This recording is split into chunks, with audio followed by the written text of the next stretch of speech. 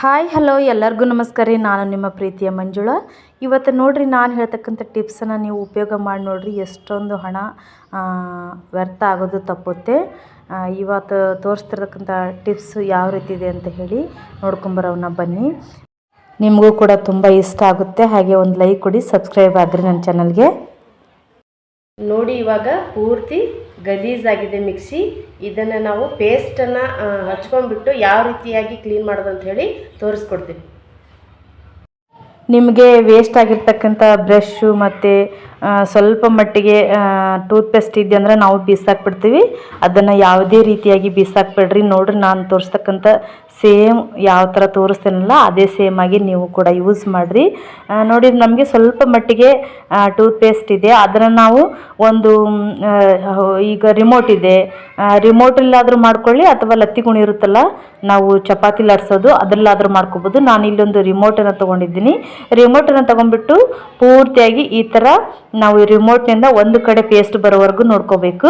ಮಾಡ್ಕೊಂಡಾದ ನಂತರ ನಾವು ಈ ಏನು ವೇಸ್ಟ್ ಆದಂಥ ಬ್ರಷ್ ಇರ್ತೈತಲ್ರಿ, ಆ ಬ್ರಷ್ಷಿಗೆ ಈ ಒಂದು ಪೇಸ್ಟನ್ನು ನಾವು ಅಪ್ಲೈ ಮಾಡ್ಕೋಬೇಕು. ಅಪ್ಲೈ ಮಾಡಿಕೊಂಡು ಆನಂತರ ಈ ಗಲೀಜಾದಂಥ ಈ ಥರ ಮಿಕ್ಸಿಯನ್ನು ನಾವು ಇದರ ಕೊಳಕನ್ನೆಲ್ಲ ಯಾವ ರೀತಿ ಅಂದರೆ ಕೊಳೆಯನ್ನು ಯಾವ ರೀತಿ ತೆಗಿಬೋದು ಅಂತ ಹೇಳಿ ತೋರಿಸ್ಕೊಡ್ತೀನಿ. ಫಸ್ಟ್ ಇದನ್ನು ಒಂದು ಬಟ್ಟೆಯಲ್ಲಿ ಪೂರ್ತಿಯಾಗಿ ಒರೆಸ್ಕೋಬೇಕು. ಮೇಲಿದೆಲ್ಲ ರಸ ಇರುತ್ತಲ್ಲ, ಆ ನೀರಿನ ಒಂದು ಅಂಶವನ್ನು ಒರೆಸ್ಕೊಂಡಾದ ನಂತರ ನಾವೇನು ಈ ಬ್ರಷ್ಷಿಗೆ ಪೇಸ್ಟ್ ಹಚ್ಕೊಂಡಿದ್ವಲ್ರಿ, ಆ ಪೇಸ್ಟನ್ನು ನಾವು ಈ ರೀತಿಯಾಗಿ ಪೂರ್ತಿ ಚೆನ್ನಾಗಿ ಉಜ್ಜಬೇಕು. ಯಾಕಂದರೆ ಎಲ್ಲ ಈಗ ನೋಡ್ರಿ, ನಮಗೆ ಒಳಗೆ ಕೈ ಹೋಗಲ್ಲ. ಹಾಗಾಗಿ ಈ ಬ್ರಷ್ನಿಂದ ನಾವು ಕ್ಲೀನ್ ಮಾಡಿದ್ರೆ ಎಷ್ಟು ಕೊಳೆ ಬಂತು ನೋಡಿ, ಎಲ್ಲ ಪೂರ್ತಿ ಕ್ಲೀನ್ ಆಗುತ್ತೆ. ಹಾಗಾಗಿ ನಾವು ಪ್ರತಿ ಒಂದು 15 ದಿವಸಕ್ಕಾದ್ರೂ ಈ ಥರ ಮಾಡಬೇಕು. ಯಾಕಂದರೆ ನೀರಿನ ಅಂಶ ಜಾಸ್ತಿ ಮಿಕ್ಸಿ ಒಳಗೆ ಹೋದೆ ಅಂದರೆ ಮಿಕ್ಸಿ ಕೂಡ ಹಾಳಾಗುತ್ತೆ. ನಾವು ಮತ್ತೆ ಒಂದು ರಿಪೇರಿ ಅಂಗಡಿಗೆ ಹೋಗಿಬಿಟ್ರೆ ಮತ್ತೆ ದುಡ್ಡು ಹಾಳಾಗುತ್ತೆ. ಹಾಗಾಗಿ ನಮ್ಮ ಹಣ ವ್ಯರ್ಥ ಮಾಡದೆ ನಾವು ಮನೆಯಲ್ಲೇ ಕೂಡ ಇದನ್ನು ನೀಟಾಗಿ ಕ್ಲೀನ್ ಮಾಡ್ಕೊಂಡ್ಬಿಟ್ರೆ ಯಾವುದೇ ರೀತಿಯ ಹಣ ಒಂದು ಖರ್ಚಾಗೋದಿಲ್ಲ, ಉಳಿತಾಯವನ್ನು ಮಾಡ್ಬೋದ್ರಿ. ನೋಡಿ, ಎಷ್ಟು ನೀಟಾಗಿ ಅದರಿಂದ ಒಂದು ಕೊಳೆ ಹೊರಗೆ ಬಂದಿದೆ ಅಂತೇಳಿ. ಒಂದು ಪೇಸ್ಟ್, ಹಳಾದ ಪೇಸ್ಟು ಮತ್ತು ಬ್ರಷ್ನಿಂದ ಆನಂತರ ಒಂದು ಬಟ್ಟೆಯನ್ನು ತೊಗೊಂಡ್ಬಿಟ್ಟು ಕ್ಲೀನ್ ಮಾಡಿಬಿಟ್ರೆ ಹೊಸ ಮಿಕ್ಸಿ ಆದಂಗೆ ಆಗುತ್ತೆ ರೀ. ನೋಡಿ, ಅದೇ ಒಂದು ಹಾಳಾದಂಥ ಬ್ರಷ್ನ ತೊಗೊಳ್ಳಿ. ನಿಮ್ಮ ಒಂದು ಬಾಚಣಿಕೆಯಲ್ಲಿ ತುಂಬ ಕೊಳೆ ಇರುತ್ತೆ. ಆ ಕೊಳೆಯನ್ನು ನಾವು ಯಾವ ರೀತಿ ಬಿಡಿಸ್ಬೋದು ಅಂತ ಹೇಳಿದ್ರೆ, ಮತ್ತೆ ಮೊದಲಿನ ಥರ ಹೊಸದಾಗಿ ನಮಗೆ ಕಾಣುವಂಥ ಬಾಚಣಿಕೆಯನ್ನು ಯಾವ ರೀತಿ ಮಾಡ್ಕೋಬೋದು ಅಂತ ಹೇಳಿ ಹೇಳ್ಕೊಡ್ತೀನಿ ರೀ. ನೋಡಿ, ಇವಾಗ ಸ್ವಲ್ಪ ಸೋಪನ್ನು ತೊಗೊಂಡ್ಬಿಟ್ಟು ಅದನ್ನು ನಾವು ಬ್ರಷ್ಷಿಗೆ ಹಚ್ಕೊಂಡ್ಬಿಟ್ಟು ಈ ಥರ ಒಂದು ಬಾಚಣಿಕೆಯನ್ನು ಕ್ಲೀನಾಗಿ ಕೊಳೆಯನ್ನು ಹೊರಗೆ ತೆಗಿಬೋದು ರೀ. ಎಲ್ಲ ಕೊಳೆ ಹೊರಗೆ ಹೋಗುತ್ತೆ. ಮತ್ತೆ ಮೊದಲಿನ ಥರ ನೋಡಿ ಎಷ್ಟು ಕೊಳೆ ಬಂದಿದೆ ನೋಡಿ, ಮತ್ತೆ ಮೊದಲಿನ ಥರ ಹೊಸದಾಗಿ ನಮಗೆ ಬಾಚಣಿಕೆ ಬರುತ್ತೆ. ಇದನ್ನು ನೋಡಿ, ನೀವು ವಾರಕ್ಕೊಂದ್ಸರಿ ಆದರೂ ಈ ಥರ ಬಾಚಣಿಕೆನ ತೊಳೆಯೋದ್ರಿಂದ ತುಂಬ ನೀಟಾಗಿರುತ್ತೆ. ಹಾಗೆ ನಮ್ಮ ಕೂದಲಕ್ಕೂ ಕೂಡ ಕೊಳೆ ಅಂಟೋದಿಲ್ಲ. ಈ ರೀತಿಯಾಗಿ ಮಾಡಿದರೆ ನೋಡಿ, ಬಾಚಣಿಕೆ ಎಷ್ಟು ಪಳ ಅಂತ ಹೊಳಿತಾ ಇದೆ. ಹಾಗೆಯೇ ನೋಡಿ, ನಮ್ಮ ಮನೆಯಲ್ಲಿ ಏನಾದರೂ ದೇವಸ್ಥಾನಕ್ಕೆ ಹೋಗಿದ್ರೆ ಜಾಸ್ತಿ ಕಾಯಿಗಳನ್ನ ಹೊಡೆದಿರ್ತೀವಿ, ಆಮೇಲೆ ಪೂಜೆಗೋಸ್ಕರ ಕಾಯಿಗಳನ್ನ ಹೊಡೆದಿರ್ತೀವಿ. ಇವು ಹಾಳಾಗಬಾರ್ದು ಅಂತ ಹೇಳಿದೆ ಅಂದರೆ ನಾವು ಈಗ ನೋಡ್ರಿ, ರೊಟ್ಟಿ ಮಾಡಿರ್ತಕ್ಕಂಥ ಹಂಚಿರುತ್ತಲ್ಲ, ಆ ಒಂದು ಹಂಚು ಮೇಲೆ ಈ ಥರ ದಬ್ಬಾಕಬೇಕು. ಪೂರ್ತಿಯಾಗಿ ಡ್ರೈ ಆಗುತ್ತೆ. ನಿಮಗೆ ಈ ಥರ ಒಂದು ಹಂಚು ಇಲ್ಲ ಅಂದರೆ ಗ್ಯಾಸ್ ಮೇಲೆ ಏನು ದೋಸೆ ಹಂಚಿರುತ್ತಲ್ಲ, ಅದು ಆ ಗ್ಯಾಸ್ ಆಫ್ ಮಾಡತ್ಲೆ ನಿಮಗೆ ಅದು ಕಾಯ್ದದ್ದು ಹಾಗೆ ಆರೋದಿಲ್ಲ, ಸ್ವಲ್ಪ ಬಿಸಿ ಇರುತ್ತೆ. ಅದ್ರ ಮೇಲೆ ಆದರೂ ಕೂಡ ನೀವು ಈ ಥರ ಮಾಡ್ಕೊಂಡೆ ಅಂದರೆ ನೀವು ಒಂದು 15 ದಿನ ಗಂಟಲೆ ಈ ಕೊಬ್ಬರಿಯನ್ನು ಯೂಸ್ ಮಾಡೋದು. ಈ ಟಿಪ್ಸ್ ಕೂಡ ನಿಮಗೆ ಇಷ್ಟ ಆಗುತ್ತೆ ಅಂದ್ಕೊಳ್ತೀನಿ. ಹಾಗೆ ಒಂದು ಲೈಕ್ ಕೊಡೋದನ್ನು ಮರಿಬಿಡ್ರಿ. ನನ್ನ ಚಾನಲ್ಗೆ ದಯವಿಟ್ಟು ಸಬ್ಸ್ಕ್ರೈಬ್ ಆಗಿರಿ. ಪಕ್ಕದಲ್ಲಿರೋ ಬೆಲ್ ಬಟನನ್ನು ಕ್ಲಿಕ್ ಮಾಡಿರಿ. ನಾನು ಹಾಕ್ತಕ್ಕಂಥ ವಿಡಿಯೋ ನೋಟಿಫಿಕೇಷನ್ ನಿಮ್ಗೆ ಬರ್ತೈತ್ರಿ.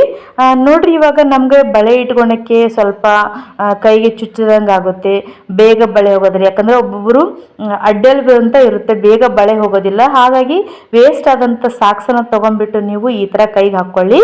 ಕೈಗೆ ಹಾಕ್ಕೊಂಡ್ಬಿಟ್ಟು ಆನಂತರ ನೀವು ಬಳೆಯನ್ನು ಕೈಗೆ ನೀಟಾಗಿ ನಾವು ಹಾಕ್ಕೋಬೋದು. ನೋಡಿ, ಎಷ್ಟು ಸಲೀಸಾಗಿ ಬಳೆಗಳು ಹೋಗ್ತಾ ಇದ್ದೇವೆ ಅಂತ ಹೇಳಿ. ಯಾವುದೇ ರೀತಿ ನೋವಿಲ್ಲದೆ ನಾವು ಬಳೆಗಳನ್ನ ಹಾಕೋಬೋದು. ಆನಂತರ ನಾವು ಇದೇ ಬಳೆಗಳನ್ನ ನಾವು ಏನಾದರೂ ಹೊರಗಡೆ ಹೋಗಬೇಕಾದ್ರೆ ಡ್ರೆಸ್ ಮ್ಯಾಚಿಂಗ್ಗೋಸ್ಕರ ಅಥವಾ ಸಾರಿ ಮ್ಯಾಚಿಂಗ್ಗೋಸ್ಕರ ಬಳೆಗಳು ಬೇಕಾಗಿರ್ತವೆ.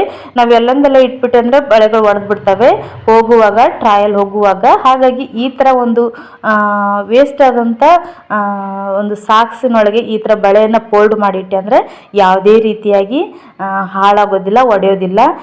ಈ ಟಿಪ್ಸನ್ನು ಕೂಡ ನಿಮಗೆ ಇಷ್ಟ ಆಯಿತು ಅಂದ್ಕೊಳ್ತೀನಿ. ನೋಡಿ, ಎಷ್ಟು ಚೆನ್ನಾಗಿ ಪ್ಯಾಕ್ ಆಗಿದೆ ಅಂತ ಹೇಳಿ. ಬಳೆಗಳು ಎಲ್ಲೂ ಒಡೆಯದ ಹಾಗೆ ನಾವು ಬ್ಯಾಗಲ್ಲಿ ಇಟ್ಕೊಂಡು ಹೋಗ್ಬೋದು. ನೋಡಿ ಎಷ್ಟು ಚೆನ್ನಾಗಿ ಕಾಣ್ತಿದೆ ಅಂಥೇಳಿ ಒಂದು ಲೈಕ್ ಕೊಡಿ. ಹಾಗೆ ನೋಡಿ, ನಮಗೆ ಈ ಒಂದು ಬಟ್ಟೆ ಬ್ರಷನ್ನು ತೊಗೊಂಡ್ಬಿಟ್ಟು ಈ ಥರ ವರ್ಕ್ ಇರತಕ್ಕಂಥ ಸೀರೆಯಲ್ಲಿ ಏನಾದರೂ ಕೊಳೆ ಇದ್ದರೆ ಆ ಕೊಳೆನ ನಾವು ಡೈರೆಕ್ಟಾಗಿ ಉಜ್ಜೋಕ್ಕೆ ಹೋದರೆ ಇದರಲ್ಲಿರ್ತಕ್ಕಂಥ ಎಳೆಗಳೆಲ್ಲ ಪೂರ್ತಿ ಕಿತ್ಕೊಂಡ್ಬಂದುಬಿಡ್ತವೆ. ಹಾಗಾಗಿ ಆಮೇಲೆ ಅಂಟ್ಕೊಳ್ತವೆ, ಅವು ಈ ಒಂದು ಬ್ರಷ್ಷಿಗೆ ಅಂಟ್ಕೊಂಡ್ಬಿಡ್ತವೆ.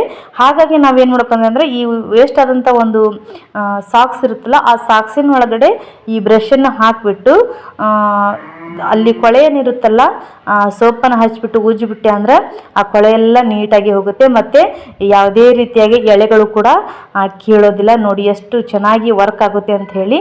ಸೇಮ್ ನಾನು ಯಾವ ಥರ ತೋರಿಸಿರ್ತೇನಲ್ಲ ಅದೇ ಒಂದು ಪ್ರೊಸೀಜರಲ್ಲಿ ಮಾಡ್ಕೊಂಡು ಹೋಗಿ. ನೋಡಿ, ನಿಮ್ಮ ಮನೆಯಲ್ಲಿ ಈ ಥರ ಲಗ್ಗಿನ್ಸ್ ಇರುತ್ತೆ.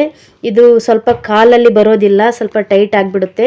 ಮತ್ತು ನೀರು ಜಾಸ್ತಿ ಇದ್ದರೆ, ಸ್ವಲ್ಪ ತೇವಾಂಶ ಇದ್ದರೆ ಅದು ಕೂಡ ಮೇಲೆ ಈ ಲಗ್ಗಿನ್ಸನ್ನು ಹಾಕ್ಕೊಳ್ಳೋಕ್ಕಾಗಲ್ಲ.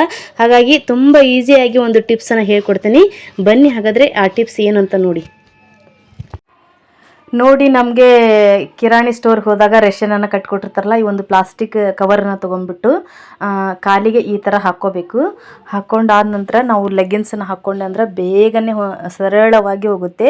ಸ್ವಲ್ಪ ಕಾಲಲ್ಲಿ ತೇವಾಂಶ ಇದ್ದರೆ ಬೇಗ ಒಂದು ಲೆಗ್ಗಿನ್ ಹೋಗೋದಿಲ್ಲ. ಹಾಗಾಗಿ ಈ ಥರ ಒಂದು ಟಿಪ್ಸನ್ನು ಉಪಯೋಗಿಸ್ಕೊಂಡು ನಾವು ಬೇಗನೆ ಲೆಗ್ಗಿನ್ಸನ್ನು ಹಾಕ್ಕೋಬೋದು.